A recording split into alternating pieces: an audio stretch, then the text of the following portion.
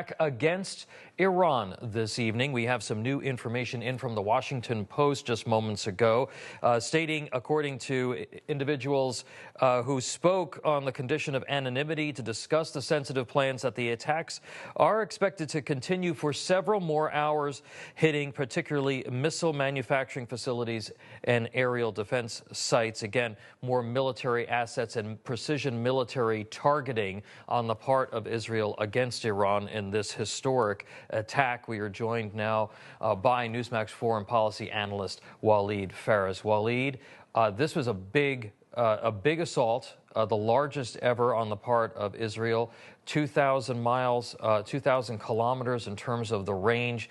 Your reaction to this move this evening?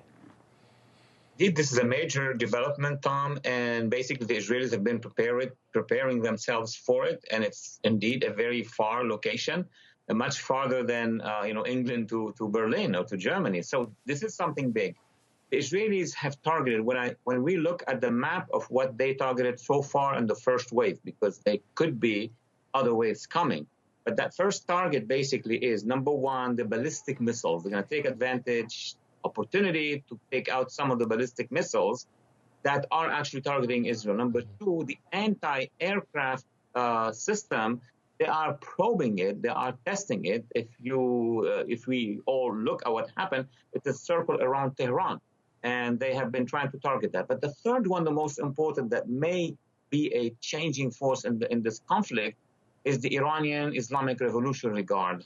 They did not hit the entire system, but they hit a few of those, and that has a political reason, not just a military security, which is to show the Iranian public that their oppressors can be also targeted. It's very interesting what you said about the fact that they're trying to test the defenses around these sites and around Tehran in a way that, of course, they haven't done before. Let's bring in Amir Fakhravar. He is the Senate chairman of the National Iranian Congress. He also joins us. Let's get your reaction, Amir, to what we've seen tonight. And again, it's something that we have never seen before. Thank you for having me. First of all, let's congratulate all Iranian people because they are all happy. You know, it's totally different story. When Iranian regime have been attacking Israel, the Israeli government just asked the people to just be careful and made sure that nobody will be hurt.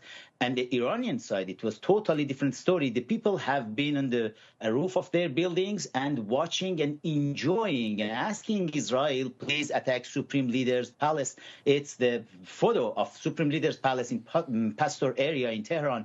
All over social media, Iranian social media, the people are asking, please kill him, kill the Supreme Leader.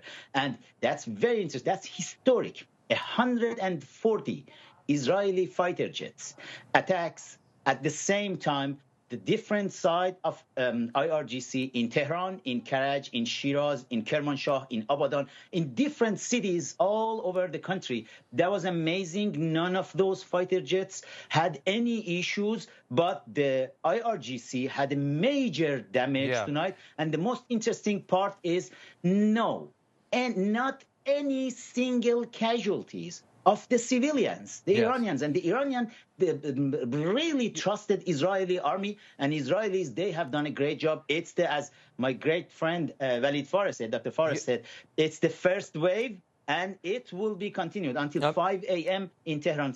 From 2 a.m. to 5 a.m., still they were attacking, and it will be continued. Amir, let me toss it back over to Walid. Walid, I'd like you to respond to Amir because, you know, again, Amir's focus is on, okay, giving the people of Iran sort of the courage to overthrow this regime. The fact that they were hit very decisively, but with very precision weapons to protect the civilians tonight, and it demonstrates that that the IRGC can be hit, that the leadership can be hit.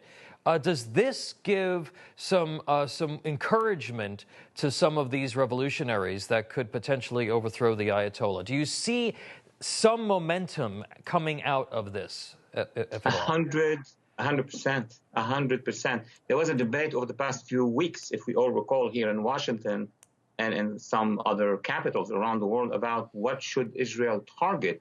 And we heard voices saying, oh, we should target the nuclear project, structure, we should target the oil industry. And I rose in Congress and elsewhere, and I said, no, you go against the force that is oppressing the Iranian people. Just look at what happened in the southern suburb in Beirut, where Hezbollah's headquarters were targeted. You would see one building going down, no civilians, nobody, and just the targeted commanders who are in charge of the artillery of the missiles.